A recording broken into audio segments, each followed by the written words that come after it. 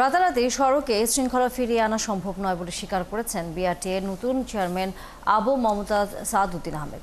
বিআরটিএর ফিটনেসবিহীন গাড়ির বিরোধী অভিযানে এমন কথা বলেন তিনি। বিগত সরকারের আমলে চর্চা থেকে বেরিয়ে সড়ক দুর্ঘটনা রোধে নিয়মিত অভিযানের উপর জোর দেন তিনি। বলেন, শুধু সড়কে নয়, বাস ডিপোগুলোতে চালানো হবে অভিযান। তবে অভিযানে বেশিরভাগ বিআরটিএর গাড়িতে মেলেনি কোনো কাগজপত্র। এই বিষয়ে চেয়ারম্যান বলেন, কাগজ ঠিক না থাকলে সব গাড়ির বিরুদ্ধে মামলা করা হবে। তবে চালকদের দাবি, কাগজপত্র দিতে কর্তৃপক্ষ গড়িমসি করছে।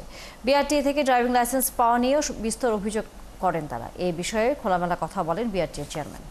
আমরা আমাদের ঢাকা ডিভিশনটাকে 8টা জোনে ভাগ করেছি।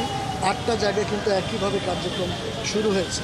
আমি শুধু বেসিক্যালি এখানে এসেছি, এরপর আমি প্রত্যেকটা জায়গায় আমি নিজে ভিজিট করব। অলরেডি আমরা এই ইনস্ট্রাকশনটাও কিন্তু আমরা বিআরটিসির সংশ্লিষ্ট কর্তৃপক্ষকে জানিয়ে দিয়েছি যে সরকারি গাড়িগুলো কিন্তু আমাদের এর বাইরে থাকবে না।